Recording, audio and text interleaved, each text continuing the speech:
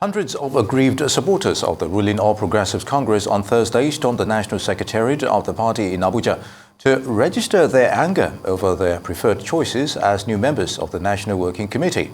The development, which led to the deployment of heavily armed policemen to keep the peace, stalled the inauguration of the 7 newly selected members of the committee. Senator Smart Adeyemi is a member of the All Progressives Congress, and he joins us now to review the situation with a view to pinpointing how the party can effectively manage it. Thank you for joining us, Senator Adeyemi. It's good to have you with us. It's my pleasure being with you. Once again, thank you. Very good. Now, one would have expected the APC NWC matter to be settled by now, but here we are. So what are your thoughts on the current challenges? What is the bone of contention here, you think?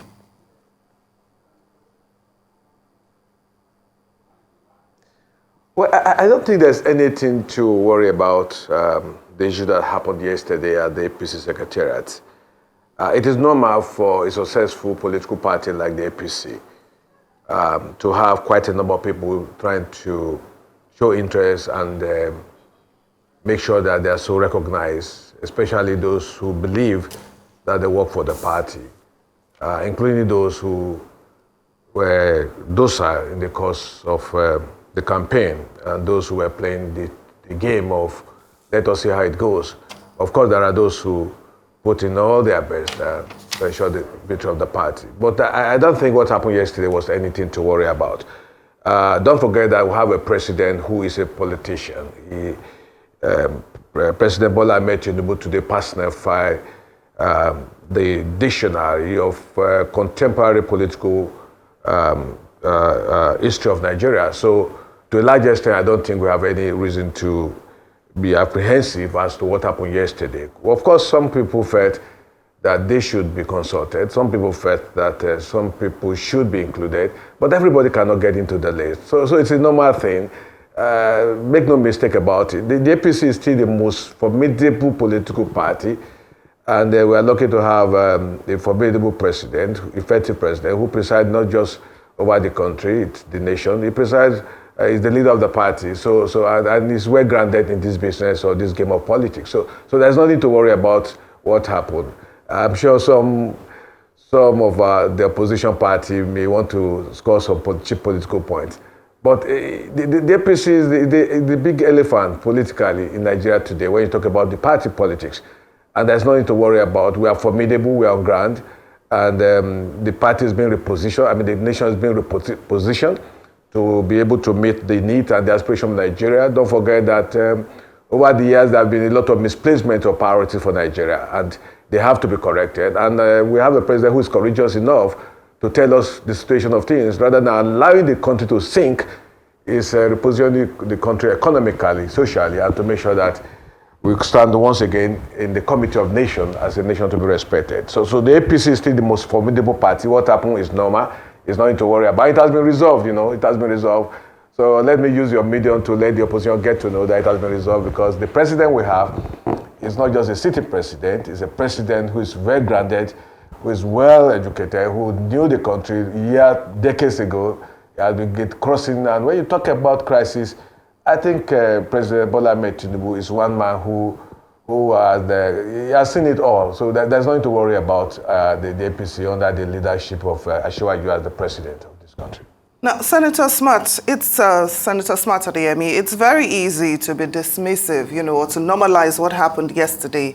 But this happens time and time again, when we see party members bickering over positions. Perhaps, maybe, the APC needs to look at strengthening its internal democracy. What do you think about this? Like I said, for a big political party who has succeeded in winning the presidential election, you should expect some people probably asking for more than they have contributed on one hand. Don't forget too that there are people who are already looking ahead the next 4 years. I hope you know that. There are politicians who are already calculating the next 4 years, the next 8 years. Okay, so what you are seeing is something that is expected for a political party that that is in charge, that is controlling more than 2/3 of the state of the federation. When you take a look at the history of political parties in Nigeria, I think apart from the fourth MPN, the APC is next in terms of success, in terms of networking, in terms of our spread. And more to come to look at it, we had a president that has been around over the decade, who has been well tutored, gathered enough experience to move Nigeria forward, to move the nation forward. Already, while the other political parties are dissolving, the APC is consolidating for the next 8 years. And I'm not in doubt that what is happening is just part of effort to make sure that we remain formidable between now and the next 8 years, by God's grace. Well, very good, Senator Adeyemi. Talking about specifics here, the issue of governors supporting one candidate over another when selecting NWC positions, is that helping matters regarding merit as condition for occupying various posts, you think? Well, you know, when you talk about supporting a candidate for the National Working Committee, the governors have a say about as to who comes on board. But don't forget too that there are other opinion leaders, you know, it takes more than one man to, even the president consult, okay? The president himself, who is the #1 citizen, he consults with people. So I think the issue was some people were not consulted, and there was a need for consultations to be made. And at the end of the day, it was resolved amicably, okay? You cannot have everything you request for, but when you are around the table and people are seated, superior argument will prevail. Everybody will come out with his own opinion. And when your opinions are presented on the table, superior argument will prevail. And I think that was what happened. Eventually it was resolved. Maybe you're talking about Kogi issue. It was resolved amicably. I didn't bother to go there because I know it's going to be resolved. And the guys you saw there, quite a number of them came on their own to show solidarity for and against. It is normal. But you see, that is the beauty of democracy. Superior argument will prevail. Okay, it's not a dictatorship system. It's not a military government. It is a democratic process where everybody is free to talk, irrespective of your age, irrespective of your class economically. The governor, the president, everybody will be allowed to speak his mind. So what happened yesterday was just normal for a party that has succeeded. If we have not succeeded, nobody will bother to come to the National Secretariat. There's some political parties today, you get to their secretariat, apart from the security guard, you see nobody. But that can't happen to a party that is in charge, a party that is ruling, and is ruling well, repositioning the country for a greater future. So for me, I think everybody wants to be recognized. Everybody wants to be part of the system, part of government, whether you actually contributed meaningfully or not. Everybody wants to be noted. Everybody wants to be seen and to be appreciated and to be given responsibility, not just for today, but for tomorrow, for the future that lies ahead. Maybe I should let you know that the APC is not like other political parties. The APC is well spread. It's a national party.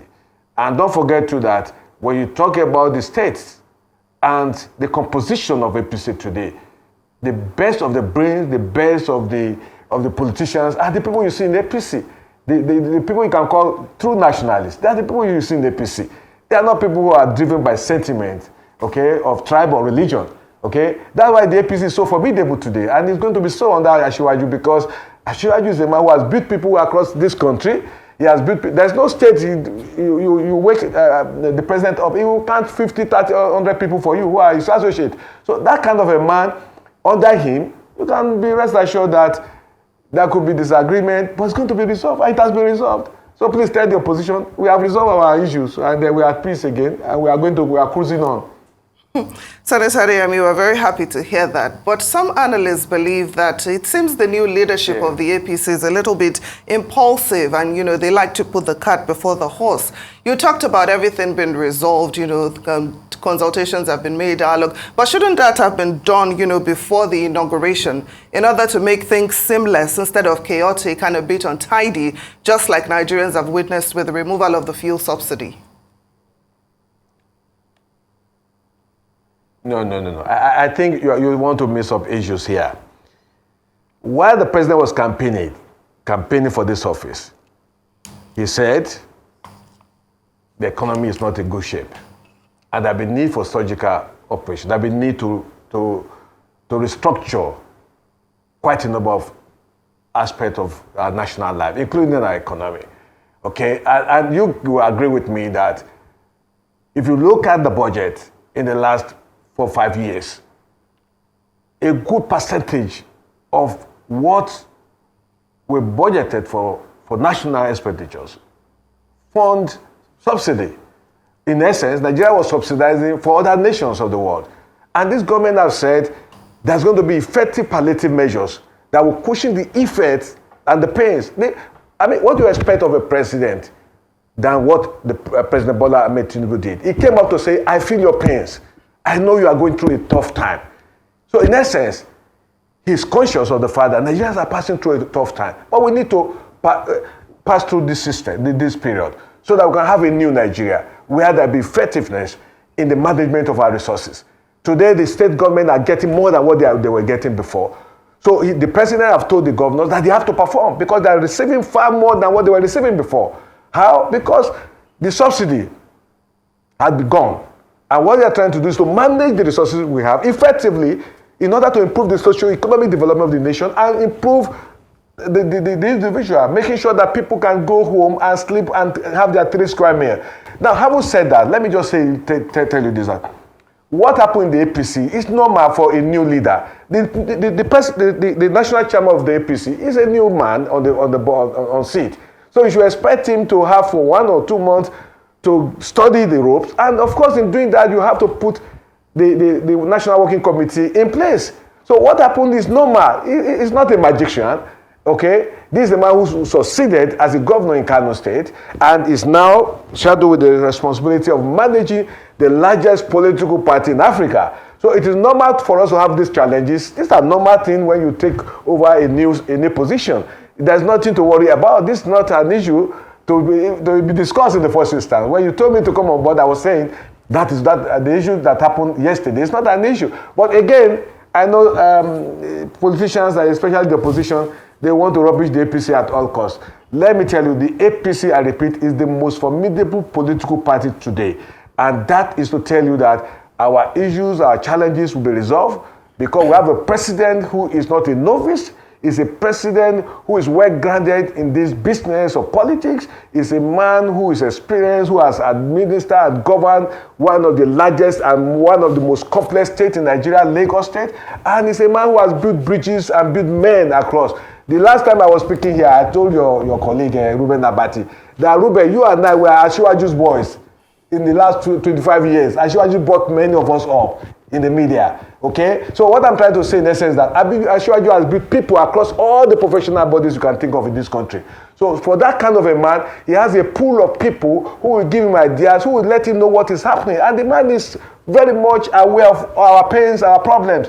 This phase will pass. The challenges we are having with the oil subsidy is going to pass. The refinery will start pumping. When they start pumping, there will be enough. And what is going to happen is that there's likelihood that even the pump price will come down. It's going to come down drastically. This is a a very challenging period. But the good news is that we have a president who is not here to make money. This is a man who wants to make name and to be the father of a new Nigeria. That's what Asiwaju wants to is targeting on. Asiwaju wants to emerge as a father of a new Nigeria. In doing that, of course, there will be some pains. Where there's no pains, there cannot be gains. Where there's no sweat, there cannot be sweet. So what we are passing through, everybody is feeling the pain. Every one of us is feeling the pain. But again, the fact is we are hopeful for a better tomorrow, a future that we'll be proud of. A nation that once upon a time, when you talk about Nigeria, nation stand. But today it's not so. Gradually we are regaining our prestige as a nation that is endowed with human and material resources. Under effective leadership of Bola Ahmed Tinubu, Nigeria be the Nigeria it used to be in the early 70s. When you talk about a nation, when you go to Europe, they respect you as a Nigerian. That is where we are going into. Mismanagement, misappropriation, deliberate misplacement of priorities brought Nigeria to where we are today. But we have a president who is courageous enough to say we have to change for the better, for a future of tomorrow. If the oil subsidy was not, look, in the last Senate, I was a member of the Senate Committee on Appropriation. And I can tell you that in that bill that was passed, the Appropriation Act for 2023, 90% of our resources was to fund payment of debt services. And at the time I was saying Nigeria will crumble as from 1st of June. What Ashwaju did was highly courageous. There was no alternative. I'm one of those who have been championing the cause of the masses of this country. Senator, and I can tell you that if this step was not taken, Nigeria would have collapsed. Senator, the economy will have collapsed. By the 1st of June, the economy will have collapsed. Yes, please. Very good. All right, it's normal, as you've alluded to, but public perception is also one that is concerning. And I think once you think about regarding your status as the ruling party. Senator Smart Adeyemi, former senator representing Kogi West constituency, APC, would like to thank you for your time.